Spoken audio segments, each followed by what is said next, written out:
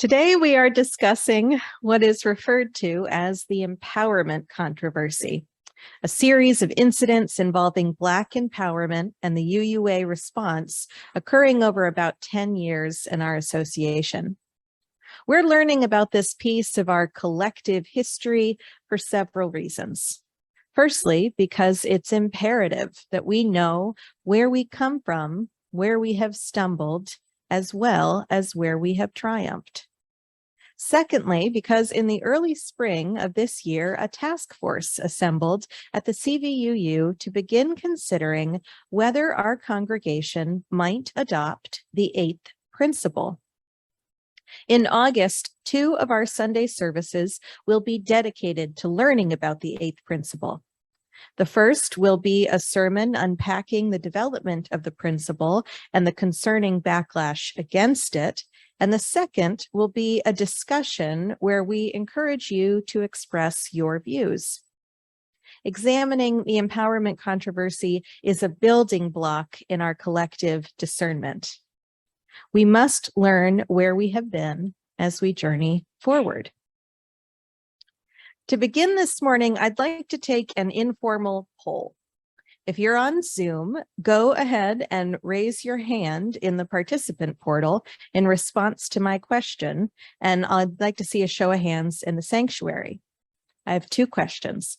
My first is this: who amongst us is familiar, even peripherally so, with the Unitarian Universalist participation in civil rights activism in Selma, Alabama in 1965? Who knows that we were in Selma? Yeah, about half of the folks in the sanctuary. Oh, I see lots of hands raised, lots of hand raised on Zoom as well. Okay, so that's quite a few folks who were aware of our activism in Selma. Okay, put your hands down if you're on Zoom. Okay, my next question is this, and if you saw the title of this sermon, or you read it, or you Googled it, or you think you know about it because you knew what I was preaching on today, that doesn't count.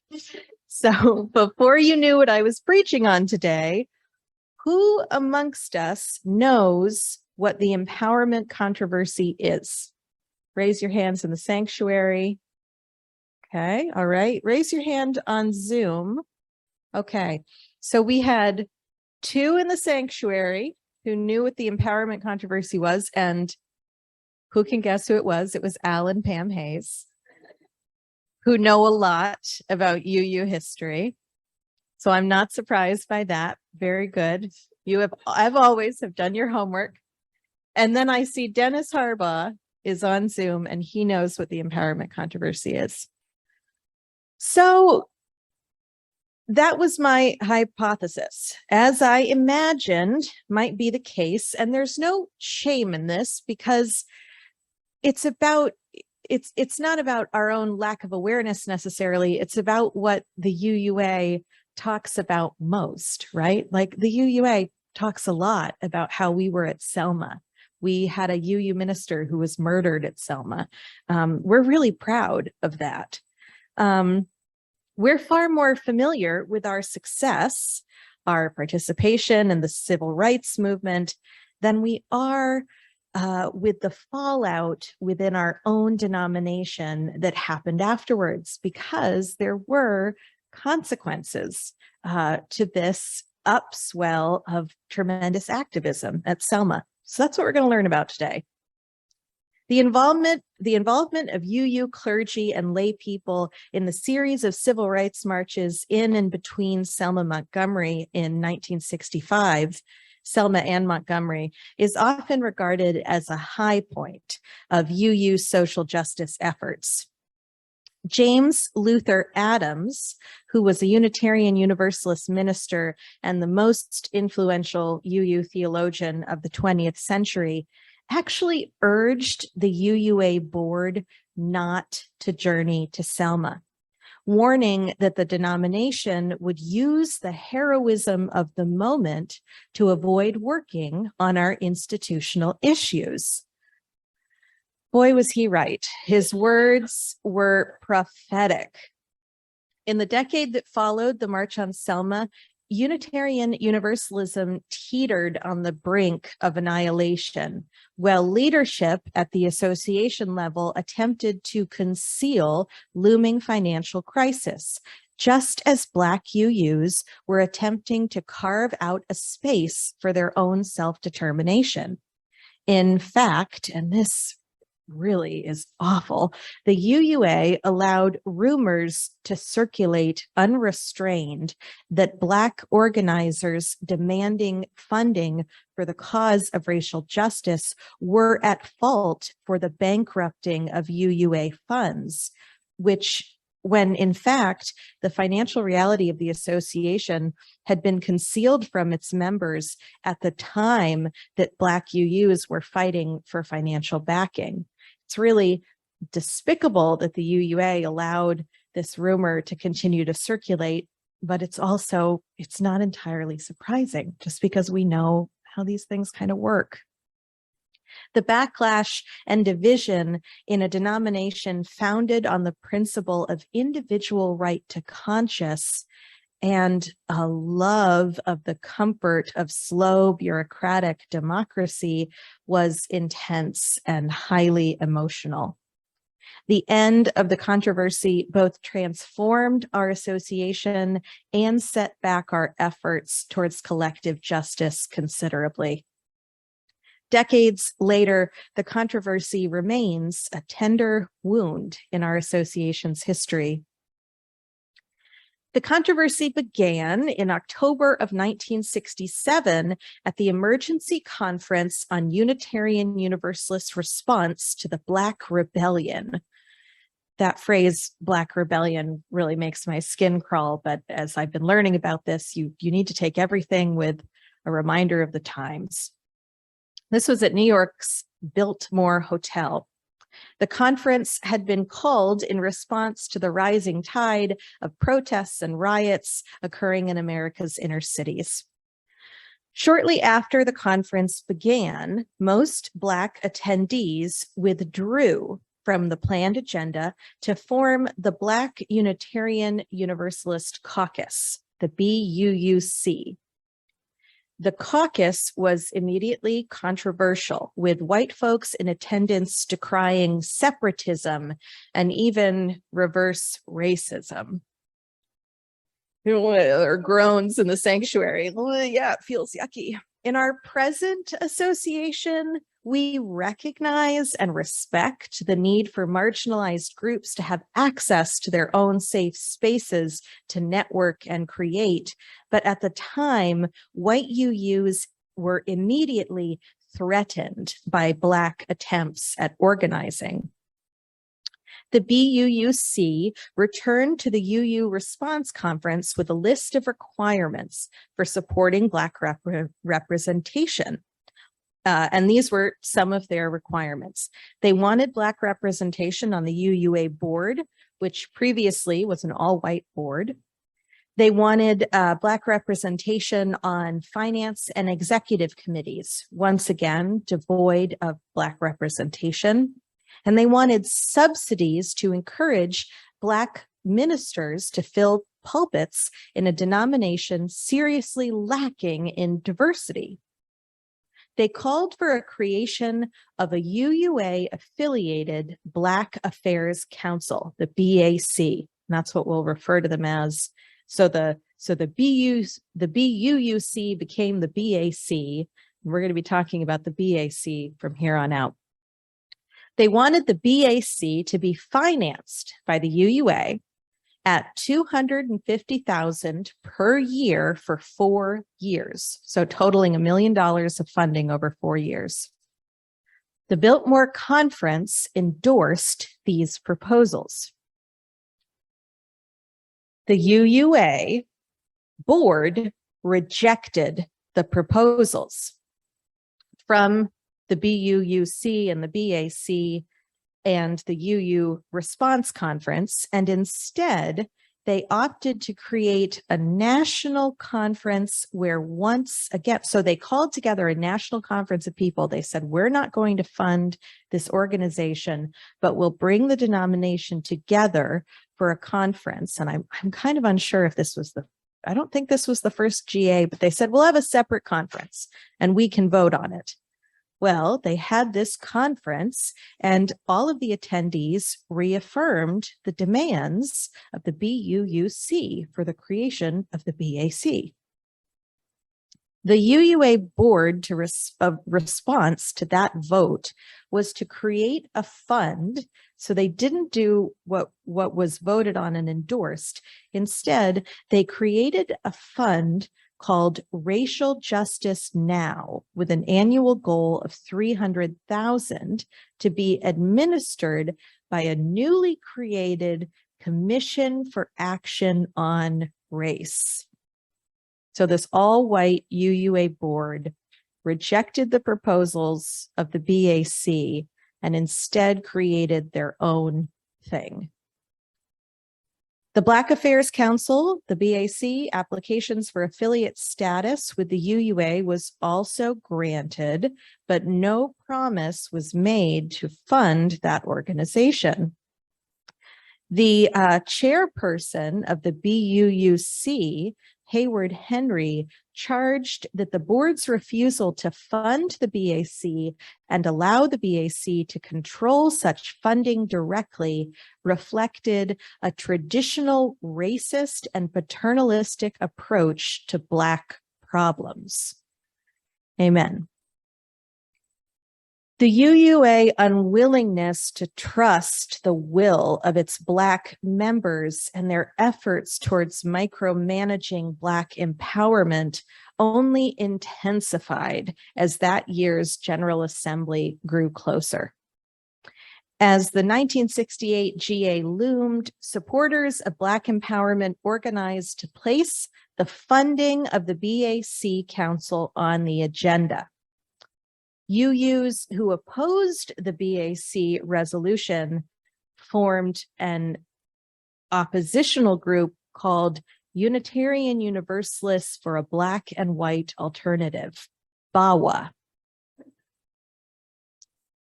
And the purpose of BAWA was to, quote, provide an independent denominational agency in which Black and white Unitarian Universalists can work together as equals. Again, groans from the congregation. In our modern awareness, we recognize that such efforts conceived by white people are rarely actually working towards the efforts of equality. We understand now that reactionary groups such as BAWA aim to keep white folks comfortable and in control. So, shortly before GA was convened, Martin Luther King was assassinated. His murder undoubtedly shifted the tone and impacted the energy at GA, and it increased the sense of urgency within the BAC. King's death inspired those gathered at GA and increased the denominational momentum towards Black empowerment. The General Assembly passed the motion to fund the BAC by a vote of 836 to 326. It's a pretty powerful majority. Victor Carpenter wrote that this showing of support for BAC's agenda gave the nation its first example of a denomination making a significant reparational response to the conditions of racism in America. But the actions approved at the 1967 General Assembly soon ran aground. The UUA board had concealed from the members of the denomination that they were in dire financial straits. The UUA board decided to reintroduce again the issue of funding the BAC, now in combination with funding for BAWA at the 1969 GA. General Assembly convened in Boston in 1969, and the funding of the BAC and BAWA was set at the very bottom of the agenda when, like most people, have gone home. Immediately, supporters of the BAC objected to the layout of the agenda, noting the urgency of the situation and demanding that BAC funding be moved to the top of the agenda. The vote received a simple majority, but not the 2/3 necessary for such a change. In response, BAC chairperson Henry declared, unless the assembly agrees to deal with these basic problems now and not next Wednesday, the microphones will be possessed and the business of the House will come to a halt. Ooh, yeah. Yeah. Sure enough, supporters of the BAC seized the microphones and the session was forced to end without resolution. This is real. I'm getting a little hopped up just talking about it, thinking about the energy and the atmosphere that must have been in that room. So GA reconvened the next day, and they began the session by voting to amend the agenda. The vote again failed. They didn't get their 2/3 majority. And so members of the BAC quietly processed out of the auditorium. The Reverend Jack Mendelson, who was white, addressed the assembly stating, "Our Black delegates of BAC have now left the room. They have left this assembly and they have left our movement because life and time are short. The assembly is returning to business as usual and the position of Black people at the back of the bus." Mendelson invited those who shared his feelings to join him down the street at the Arlington Street congregation where he was the minister. More than 400 people, all white, joined Mendelson and the members of the BAC. This walkout remains the single most dramatic event to ever occur at a UUGA. This display of solidarity demonstrated the justice-seeking heart of our beloved community, even while leadership at the association floundered in financial crisis, power struggle, and systematic white supremacy. The UUA board pled with those who had walked out to return in good faith, placing a funding vote for the BAC at the top of the agenda. The vote for funding passed, but the victory was short-lived. Only a few months after the members of the association voted to fund the BAC, the UUA board walked back their financial promises.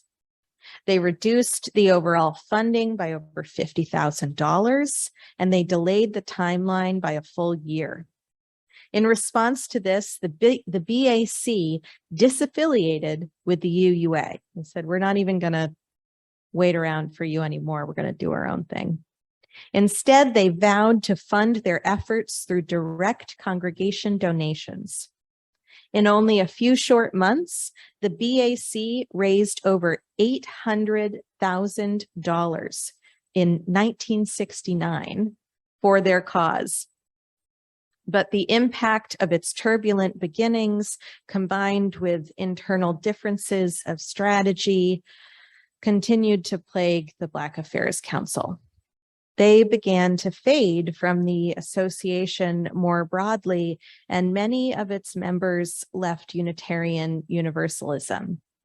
And when I think about this comment that I hear a lot from white UUs about why isn't there more diversity in our denomination, I can't help but think about the empowerment controversy, this thing that happened so many decades ago where we had Black UUs, we had Black folks who were a part of our religion and who thought that we would be supportive of their cause for liberation, and we weren't. And I can't help but wonder if all of that had gone a little differently, if maybe we wouldn't still be struggling with some of these issues of lack of diversity and sort of lack of understanding of why, for example, when Black folks hear there's more love somewhere, that resonates with them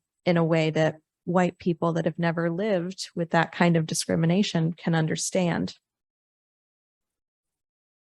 So the BAC eventually became the Black Humanist Fellowship, but issues of financial transfer after the name change doomed the organization. They couldn't get a hold of their money, and it dissolved only a few years later. The UUA considers this the end of the empowerment controversy, but its impact lasted for decades.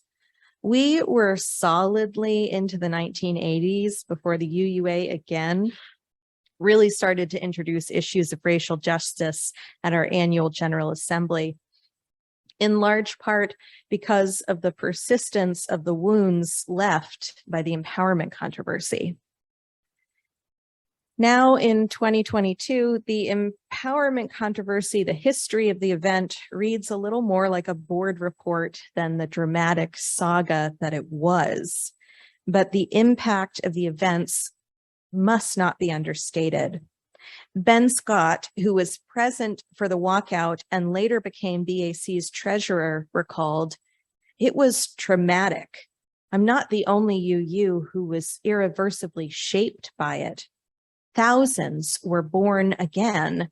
They came to a better understanding of the whole world through the BAC. They came to a thrilling sense of the awesome potential of human society. In our little UU corner of the world, lifelong friendships crumbled, marriages dissolved, careers were ended, and congregations factionalized. In a faith that built its foundations on the right to belief and the goal of integration across difference, such events would, of course, be controversial."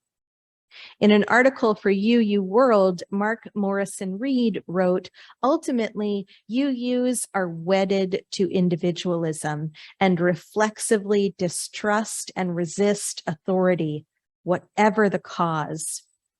White UUs were ill-prepared for the paradigm shift towards Black communal self-determination. Our inability to meet the moment for the sake of collective liberation set us back decades. Now, in the year 2022, UUs are trying again, not only to right the wrongs of our past, but to move collectively into a more just and equal future. Our Unitarian Universalist consciousness, which lauds individualism and the process of democracy, can sometimes rub unpleasantly against our yearning for justice.